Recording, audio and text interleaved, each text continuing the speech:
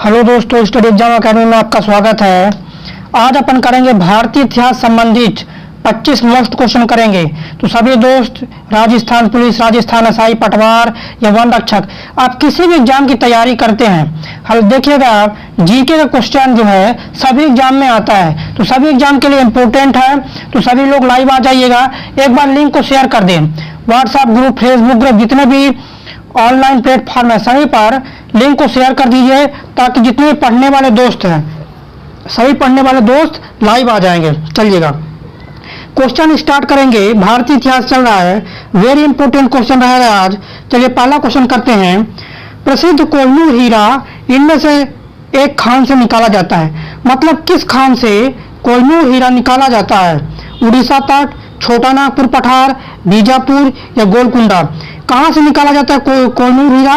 तो बताइएगा right answer इसका क्या होगा, कमेंट में सही आंसर बताइएगा। इसका जो राइट आंसर है दोस्तों, कोहिनूर जो हीरा है कहां से निकाला जाता है? गोलकुंडा खान से।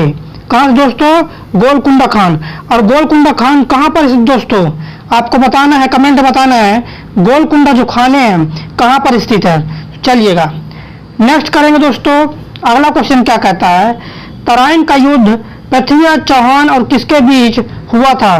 तो बताना है तराइन का युद्ध पृथ्वीराज चौहान और किसके बीच हुआ था? मोहम्मद गौरी, महमूद गजनवी, बलवान और हुमायूं। एक तो ये पहले जानकारी होना चाहिए कि तराइन का युद्ध कब हुआ था। तो बता दें, तराइन का पहला युद्ध 1191 में और तराइन का द्वितीय युद्ध 1192 में हुआ था। ये दोनों युद्ध हुआ था, पहला युद्ध 1191 में और द्वितीय युद्ध 1192 में। तराइन का जो युद्ध था दोस्तों, पृथ्वीराज चौहान और मोहम्मद गौरी के बीच हुआ था। किनके बीच दोस्तों? पृथ्वीराज चौहान और मोहम्मद गौरी के बीच हुआ था। चलिए वेरी इंपॉर्टेंट क्वेश्चन है, ऑप्शन नंबर ए जो है इसका राइट हो जाएगा। सभी लोग दोस्तों को एक बार शेयर कर दीजिएगा, ताकि सभी पढ़ने वाले दोस्त आ जाएं, जो पढ़ना चाहते हैं सभी लोग आ जाएं। सभी लोग शेयर कर दें एक बार। चलिएगा अगला क्वेश्चन देखेंगे दोस्तों। निम्न में से किस सुल्तान की मृत्यु चौगान या पोलो खेलते समय हो गई? चौगान या पोलो खेलते समय किसकी मृत्यु हुई है? राइट आंसर बताइएगा। 4 ऑप्शन आपको दिया गया है, तो बता दें किसकी मृत्यु दोस्तों? कुतुबुद्दीन ऐबक। किसके दोस्तों? कुतुबुद्दीन ऐबक की मृत्यु चौगान या पोलो खेलते समय हो गया था। जो कुतुबुद्दीन ऐबक था ये किसका गुलाम था? गौरी का गुलाम था। मोहम्मद गौरी का गुलाम था कुतुबुद्दीन ऐबक। जब मोहम्मद गौरी पृथ्वीराज चौहान से युद्ध जीत गया, तो जीता हुआ जो क्षेत्र था, दिल्ली साम्राज्य पूरा जो था, ये कुतुबुद्दीन ऐबक को देके चला गया। फिर कुतुबुद्दीन ऐबक ने क्या किया? दिल्ली में गुलाम वंश की स्थापना कर दी। तो हमसे क्वेश्चन ये था कि चौगान या पोलो खेलते समय किसकी मृत्यु हुई थी? कुतुबुद्दीन ऐबक। डी ऑप्शन इसका राइट हो जाएगा दोस्तों। चलिए अगला क्वेश्चन देखेंगे। दिल्ली के किस सुल्तान ने लौ रक्त की नीति को अपनाया था? किसकी दोस्तों? लौ रक्त की नीति को अपनाया था। दिल्ली के कौन सा सुल्तान है? तो राइट आंसर बताइएगा। अलाउद्दीन खिलजी, गयासुद्दीन तुगलक, बलबन या इल्तुतमिश? किसने अपनाया था दोस्तों? तो सही आंसर आपको बताना है। इसका सही आंसर होगा दोस्तों बलबन ने अपनाया था। किसने दोस्तों? बलबन ने अपनाया था। जो बलबन था ये और क्या अपनाया था? तो देखना, सिजदा और पैबोस। क्या दोस्तों? सिजदा और पैबोस प्रथा किसने अपनाया था? बलबन ने। मतलब बलबन का कहना था, ये जब राजा था बलबन, जब बलबन राजा था तो उसका कहना था कि जितने भी नागरिक आएंगे राजा के सामने तो घुटने टेक कर पहले प्रणाम करेंगे। इसको बोलते हैं सिजदा और पैबोस प्रथा। चलिए अगला क्वेश्चन करेंगे। तराइन का द्वितीय युद्ध कब हुआ था? तो बता ही चुके हैं कि तराइन का पहला युद्ध 1191 में और तराइन का द्वितीय युद्ध 1192 में हुआ था। कब हुआ दोस्तों? 1192 में। तराइन का द्वितीय युद्ध कब हुआ था? 1192 में हुआ था। चलिए अगला क्वेश्चन देखेंगे। तराइन के द्वितीय युद्ध में किसने किसको हराया था? तो आपको बताना है। तराइन का द्वितीय युद्ध कब हुआ था दोस्तों? 1192 में तराइन का द्वितीय युद्ध हुआ था। किसके किसके बीच हुआ था? तराइन का दूसरा युद्ध पृथ्वीराज चौहान और मोहम्मद गौरी के बीच। किसके किसके बीच दोस्तों? पृथ्वीराज चौहान और मोहम्मद गौरी के बीच होता। इसमें विजयी कौन था? द्वितीय युद्ध में मोहम्मद गौरी। पहले युद्ध में तो पृथ्वीराज जीता था, लेकिन द्वितीय युद्ध में मोहम्मद गौरी जीत गया था। तो राइट आंसर क्या है दोस्तों? मोहम्मद गौरी ने पृथ्वीराज चौहान को हराया था। ऑप्शन नंबर डी इसका राइट हो जाएगा। चलिए नेक्स्ट क्वेश्चन देखेंगे। क्वेश्चन नंबर 7वां, निम्न में से किस तोमर शासक ने दिल्ली शहर की नींव रखी? किस तोमर शासक ने दिल्ली शहर की नींव रखी दोस्तों? देवराज, मुमताज बेगम, नूरजहां, आनंदपाल। दिल्ली शहर की नींव किसने रखा था दोस्तों? राइट आंसर कमेंट में बताइएगा। और सभी को एक बार शेयर कर दीजिए लिंक को सभी को शेयर कर दे ताकि सभी लोग आ जाए पढ़ने वाले। वेरी इंपॉर्टेंट क्वेश्चन चल रहा है, 25 क्वेश्चन रोज शाम को 7 बजे लाइव होता है, सभी एग्जाम के लिए वेरी इंपॉर्टेंट है। इसका जो आंसर है, किस तोमर शासक ने दिल्ली शहर की नींव रखी थी? आनंदपाल। कौन दोस्तों? आनंदपाल इसका पूरा नाम है। क्या है? आनंदपाल इसका पूरा नाम है। चलिएगा ऑप्शन नंबर डी राइट हो जाएगा। चलिए अगला क्वेश्चन देखेंगे। पहली मुस्लिम महिला जिसने भारत पर शासन किया, यह किसकी जगह क्या है? जिसने, है ना। पहली मुस्लिम महिला शासक बताना है जिसने भारत पर आक्रमण किया था। कौन थी वो? इल्तुतमिश, मुमताज बेगम, नूरजहां, रजिया सुल्तान। तो राइट आंसर कमेंट बताइएगा। पहली महिला का नाम बताना है जिसने भारत पर शासन किया, वो भी कैसी? मुस्लिम महिला पहली। तो राइट आंसर दोस्तों कमेंट बताइएगा। सही आंसर है ऑप्शन नंबर डी जो है, रजिया सुल्तान वो पहली महिला है जिसने भारत पर शासन किया और वो मुस्लिम थी। चलिए अगला क्वेश्चन करेंगे, तैयार रहिए अगला क्वेश्चन के लिए। लाख बख्श की उपाधि किस शासक को दी गई? लाख बख्श की किस शासक को दी गई उपाधि? यहाँ पर क्या बोलना है? टाइपिंग में थोड़ी मिस्टेक है, यहाँ पर क्या करना है आपको? उपाधि पूछ रहा है ना। तो लाख बख्श की उपाधि किसको दी गई थी? इल्तुतमिश, बलबन, कुतुबुद्दीन ऐबक या रजिया सुल्तान।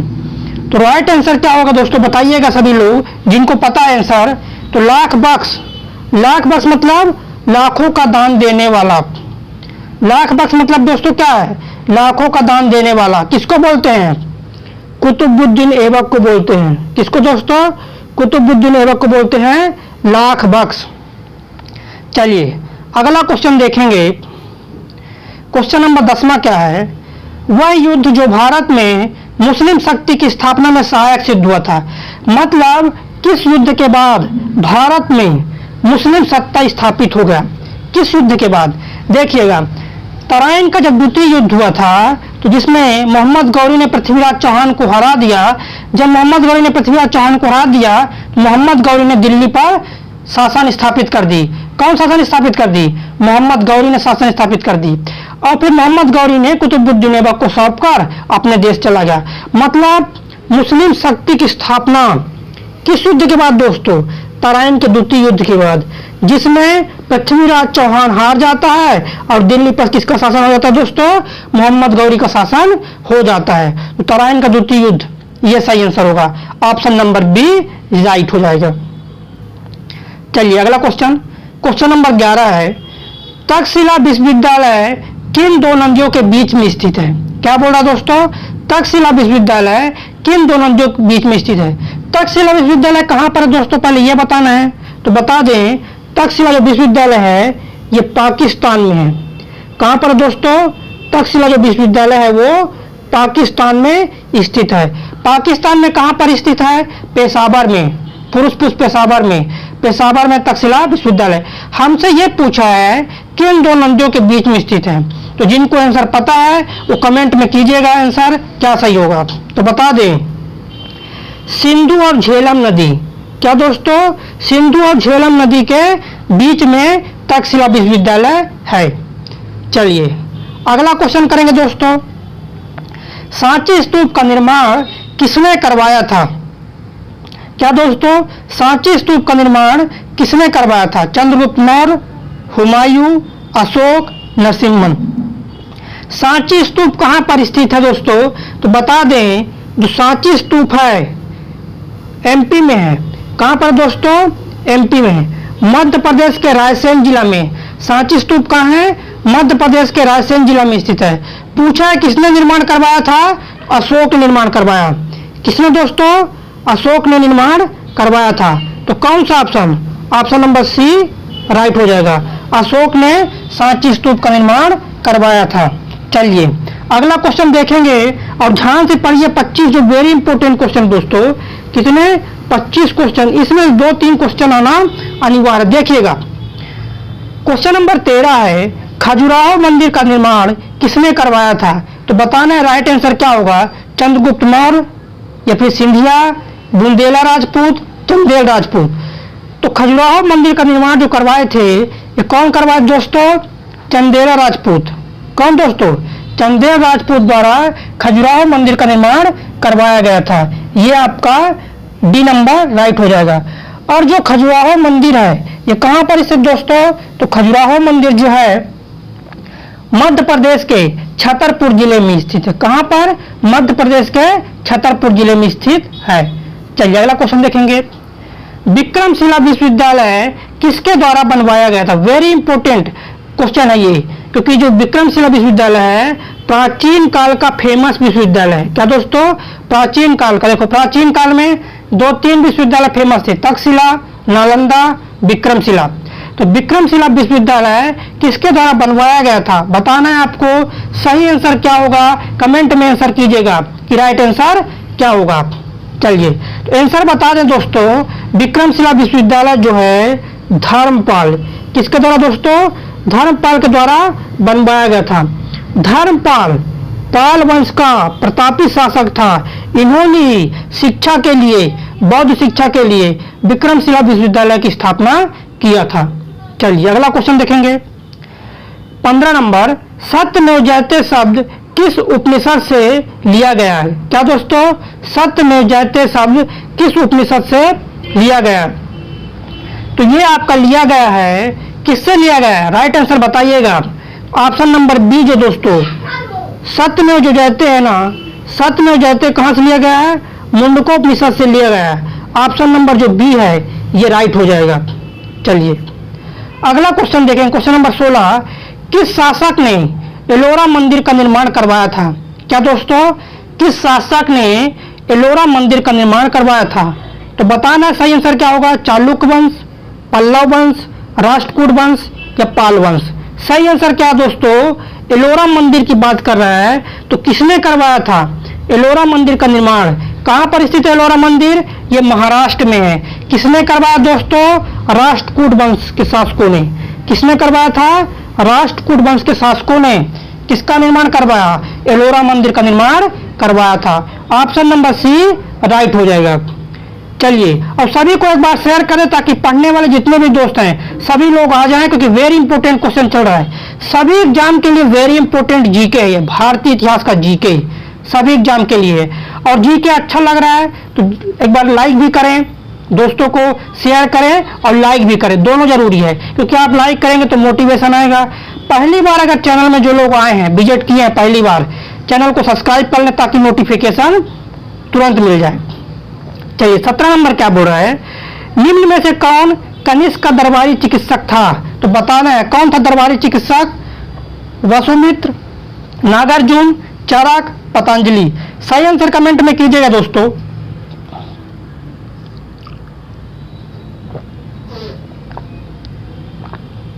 तो इसका राइट आंसर बता दें आपको, राइट आंसर इसका क्या होगा? चरक था। कौन दोस्तों? चरक। कनिष्क का दरबारी जो चिकित्सक था वो था चरक था। ऑप्शन नंबर जो सी है दोस्तों ये आपका राइट हो जाएगा। इंपॉर्टेंट क्वेश्चन है, ध्यान रखिएगा। चलिए अगला क्वेश्चन देखेंगे। पल्लवों की राजधानी का नाम बताइए। पल्लवों की राजधानी क्या था? और जो पल्लव वंश है ये दक्षिण भारत के साम्राज्य में था। कहाँ था पल्लव वंश? कहाँ था? दक्षिण भारत में था। तो बताना है पल्लवों की राजधानी का नाम तो क्या होगा सही? बेलगांव कर्नाटक में आता है, कांची होगा जो तमिलनाडु में आता है, वातापी जो तमिलनाडु में आता है, महाबलीपुरम ये भी तमिलनाडु में आता है। तो पल्लवों की जो राजधानी था दोस्तों आपको हम बता दें ये क्या था दोस्तों? कांची था। क्या दोस्तों? कांची था पल्लवों की राजधानी। कांची कहाँ आता है दोस्तों? तो तमिलनाडु राज्य में आता है कांची। चलिए अगला क्वेश्चन देखेंगे दोस्तों। प्राचीन काल में बर्मा किस नाम से जाना जाता था? क्या बोला दोस्तों? प्राचीन काल में बर्मा जो था किस नाम से जाना जाता था? तो बता दे, ए है स्वर्ण भूमि, बी है मायामंडल, सी है स्वर्णभूमि, डी है स्वर्गद्वीप। तो प्राचीन काल में जो बर्मा है, बर्मा मतलब क्या दोस्तों? म्यांमार। किसकी बात कर रहा है? म्यांमार। तो म्यांमार को किस नाम से जाना जाता है? पहले म्यांमार जो है भारत के दोस्तों, म्यांमार जो है भारत के पूर्वी पड़ोसी देश है।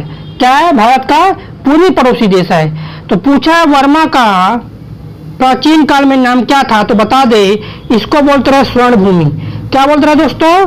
स्वर्णभूमि बोलते रहे। ऑप्शन नंबर सी राइट हो जाएगा। चलिए अगला क्वेश्चन देखेंगे। शून्य के सिद्धांत का प्रतिपादन किसने किया था दोस्तों? शून्य का सिद्धांत किसने खोजा था? वेरी इंपॉर्टेंट क्वेश्चन है और सभी को पता भी होगा। 4 ऑप्शन दिया गया आपको, वराहमिहिर, आर्यभट्ट, चरक, चाणक्य। तो राइट आंसर आपको बताना है कि शून्य के प्रतिपादक कौन है। तो सही आंसर क्या है दोस्तों? बी नंबर जो है आर्यभट्ट। क्या दोस्तों? शून्य के जो प्रतिपादक हैं वो आर्यभट्ट साहब हैं। ऑप्शन नंबर बी इसका राइट हो जाएगा। और वेरी वेरी इंपॉर्टेंट 25 क्वेश्चन है। आप इसको 2 बार भी पढ़ सकते जब तक याद न हो, क्योंकि यहां से आप देखिएगा एग्जाम में क्वेश्चन आ भी चुके हैं और आने की संभावना भी है। चलिए रोजाना 7 बजे आप लाइव आइए जीके, इंपॉर्टेंट जीके के लिए। चलिए, गुप्त शासकों की सरकारी भाषा क्या थी? क्या बोल रहे दोस्तों? गुप्त शासकों की सरकारी भाषा क्या थी? अगर हम आपसे पूछ ले गुप्त वंश का संस्थापक कौन था, तो आपको बताना श्रीगुप्त। क्या दोस्तों? गुप्त वंश का संस्थापक तो आपको बताना है श्रीगुप्त था। क्या दोस्तों? श्रीगुप्त था। और गुप्त वंश का प्रतापी राजा तो आपको बताना है समुद्रगुप्त। गुप्त वंश का प्रतापी राजा कौन था? समुद्रगुप्त था। तो हमसे ये पूछा है गुप्त शासकों की सरकारी भाषा क्या थी? उर्दू थी, पाली, संस्कृत, हिंदी। पाली की बात करोगे तो बौद्ध धर्म की भाषा है। किसकी दोस्तों? बौद्ध धर्म के टाइम पर यह भाषा थी पाली। तो बौद्ध धर्म की भाषा पाली थी। अगर जैन धर्म की भाषा पूछता है तो बताना क्या? प्राकृत। हमसे पूछा गुप्त शासकों की सरकारी भाषा, तो राइट आंसर जो होगा संस्कृत। क्या दोस्तों? गुप्त शासकों की जो भाषा थी वो थी संस्कृत थी दोस्तों। चलिए अगला क्वेश्चन, क्वेश्चन नंबर 22 में दोस्तों क्वेश्चन क्या है? भारत का नेपोलियन किसे कहा जाता है? क्या पूछा आपसे? भारत का नेपोलियन। तो आपको बताना है भारत का नेपोलियन किसे कहा जाता है? समुद्रगुप्त को, बाणभट्ट को, चंद्रगुप्त प्रथम को या हर्षवर्धन को?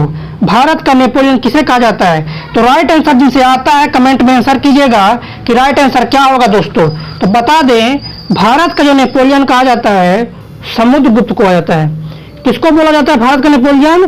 समुद्रगुप्त को भारत का नेपोलियन कहा जाता है। ऐसा माना बोला जाता है, इतिहास में लिखा है कि समुद्रगुप्त अपने जीवन काल में एक भी युद्ध नहीं हारा, इसलिए इसे भारत का नेपोलियन कहा जाता है। क्या दोस्तों? समुद्रगुप्त अपने जीवन काल में एक भी युद्ध नहीं हारा। और गुप्त वंश का प्रतापी राजा कौन? समुद्रगुप्त। गुप्त वंश का प्रतापी राजा है। चलिए अगला क्वेश्चन देखेंगे। क्वेश्चन नंबर 23, कादम्बरी के लेखक कौन है? हर्षवर्धन, बाणभट्ट, भास्कर वर्धन या बिंदुसार? किसके पूछा दोस्तों? कादम्बरी। वेरी इंपॉर्टेंट है, 2 बार एसएससी में आ चुका है, रेलवे में आ चुका है। तो कादम्बरी के लेखक कौन है? तो बता दे। राइट आंसर जिनको आता है कमेंट में कीजिएगा। कादम्बरी के जो लेखक हैं बाणभट्ट है। क्या दोस्तों? कादम्बरी के लेखक बाणभट्ट है। ऑप्शन नंबर बी जो है इसका राइट हो जाएगा। चलिए अगला क्वेश्चन देखेंगे दोस्तों। क्वेश्चन नंबर 24 है, कनिष्क की राजधानी क्या था? किसका पूछा है? कनिष्क की राजधानी क्या था? तो कनिष्क की जो राजधानी था यह था पुरुषपुर पेशावर। क्या था? पुरुषपुर, इलाहाबाद, बनारस या सारनाथ। 4 में से राइट आंसर बताइए कमेंट में कि राइट आंसर क्या है जिनसे आता है, तुरंत बताइए कमेंट में। और जीके अगर अच्छा लगा है तो लाइक भी करें। तो बता दें आपको दोस्तों, कनिष्क की जो राजधानी था पुरुषपुर पेशावर जो पाकिस्तान में है। क्या दोस्तों? कनिष्क की राजधानी पुरुषपुर पेशावर जो पाकिस्तान में है। ये पहली राजधानी पुरुषपुर पेशावर। दूसरी राजधानी अगर पूछता है तो आपको बताना है दूसरी राजधानी क्या था दोस्तों? मथुरा। दूसरी राजधानी क्या था? मथुरा था। तो कनिष्क की 2 राजधानी थी, एक तो पुरुषपुर पेशावर और एक भारत में मथुरा। चलिए अगला क्वेश्चन देखेंगे और लास्ट वेरी इंपॉर्टेंट क्वेश्चन है, सबसे प्राचीन वेद कौन सा है? ऑप्शन दिया गया अथर्ववेद, यजुर्वेद, ऋग्वेद, सामवेद। तो अगर आपको पता है तो कमेंट में कीजिएगा कि सबसे प्राचीन वेद कौन सा है। दोस्तों अगर बात किया जाए सबसे प्राचीन या कि सबसे पहला वेद क्या है? ऋग्वेद है। और जो पहला वेद होगा वही तो प्राचीन वेद होगा। तो सबसे प्राचीन वेद जो पूछा है क्या दोस्तों? सबसे प्राचीन जो वेद पूछा है, सबसे प्राचीन वेद क्या दोस्तों? ऋग्वेद है, सबसे प्राचीन वेद है। और सबसे बाद का अगर पूछता है तो बताना है अथर्ववेद। क्या दोस्तों? अथर्ववेद। सामवेद की बात किया, सामवेद में क्या है? संगीत है। अथर्ववेद में क्या है? जादू टोना संबंधित है। तो दोस्तों प्राचीन वेद ऋग्वेद है। और 25 वेरी इंपोर्टेंट क्वेश्चन यहाँ कंप्लीट होते हैं। सभी लोग एक बार लाइक कर दीजिएगा। रोजाना 7 बजे, शाम 7 बजे लाइव आना ना भूलें। वेरी इंपोर्टेंट का क्वेश्चन चल रहा है इस समय। और सभी दोस्तों को एक बार शेयर कर दीजिएगा। सभी लोग एक लोग को शेयर करें व्हाट्सएप में, फेसबुक में, जहां भी आप चलाते हैं, जो भी आप चलाते हैं ऑनलाइन प्लेटफॉर्म, सभी को शेयर करें। जिस भी एग्जाम की आप तैयारी कर रहे हैं, सभी एग्जाम के लिए जीके वेरी इंपॉर्टेंट है। जो हम ऑब्जेक्टिव क्वेश्चन कराते हैं वेरी इंपॉर्टेंट है। 7 बजे आए। जय हिंद।